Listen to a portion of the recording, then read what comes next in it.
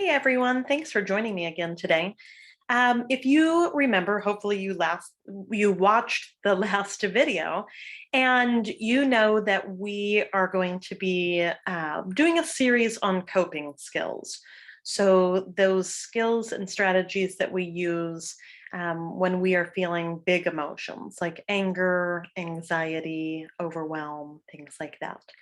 And so in the last video, I told you about the 5 categories of coping skills, and we're going to be breaking those categories down over the next several videos.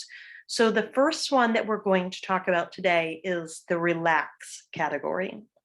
So when we use relax, this is when we are in a situation where we just maybe we have so much stress going on at work or at school. Think about kids during finals weeks, things like that, where they're just really stressed out by the amount of work that has to be done. Maybe you're a parent and you're trying to balance all of that work or school stress with your family also. Maybe you're just feeling overwhelmed because it's the holidays and there's so much going on, right? And so, an appropriate coping skill when we're feeling that way is this relax category. So, there are tons and tons of strategies, right, that we can use to help us relax. And I could ask each one of you, what do you do to relax? And we'd all probably have different answers. My answer is going to be different than yours. Some of us might say, we binge watch on Netflix, our favorite show. Some of us might say, oh, I go out with my friends to relax.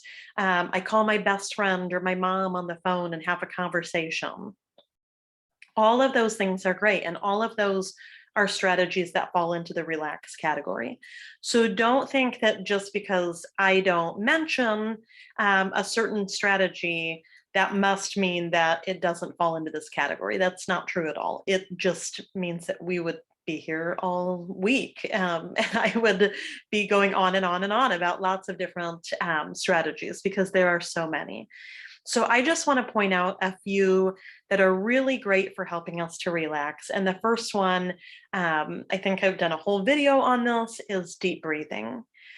And so the reason that deep breathing works is because when we are mindful about our breathing and we stop and we think, okay, I'm going to think about my breathing as I breathe in. I'm going to think about my breath as I blow it out. We're actually sending signals to our brain, and our brain is then sending signals throughout our body to slow down your heart rate. So that's why if you've been in a situation where your heart is racing and you try deep breathing, you may find, hopefully, that it actually does work and it actually slows down your heart. Because as soon as we start being mindful about our breathing, our brain says, oh, hey, heart, you need to slow down. And it sends that message to the heart to slow down. And so then our heart rate slows down. And what happens? We actually start to relax. So there is science behind deep breathing. That is why it works. So give it a try. There are so many different ways of deep breathing out there. You can do, I've probably taught some of these in videos before, the 5-finger breathing where you're breathing in as you trace up and out as you trace down. And in, up, out, down. There are breathing techniques where you breathe in for a certain number of counts, you hold your breath for a certain number of counts, and you breathe out. One that I use is 3, 4, 5. So you breathe in for 3, you hold your breath for 4, and you breathe out for 5. There are lots of different counting techniques that you can use.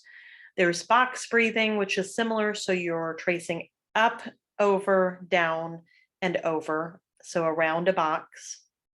And as you breathe in, you trace up, you hold your breath over, breathe out as you trace down, hold your breath over. So that is one also. Aside from breathing, some other really great strategies for relaxing would include visualization. So just kind of closing your eyes and visualizing. It could be anything. It could be your kind of happy place. So I'm thinking about myself on a beach. The important thing with visualizing is that you want to make it sensory. So you want to think through the things that you hear, the things that you might be feeling or smelling. So if I'm visualizing myself in a hammock on the beach, I'm hearing the crash of the ocean waves. I'm feeling the sand slip through my fingers or beneath my toes.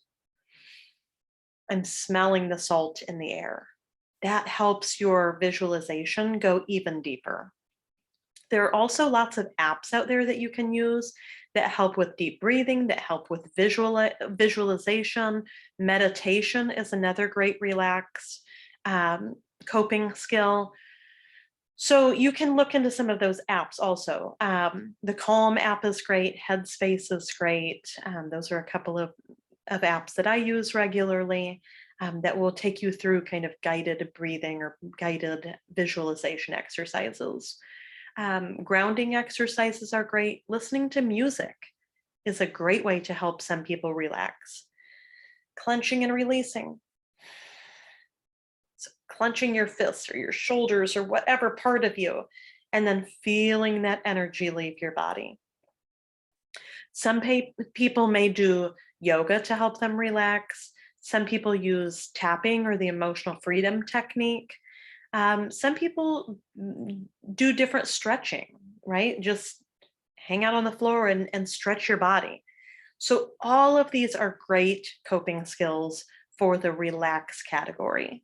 So take a few minutes over the next few days or week and try some of these out the next time you're feeling overwhelmed and you feel like relax might be an appropriate coping skill to try.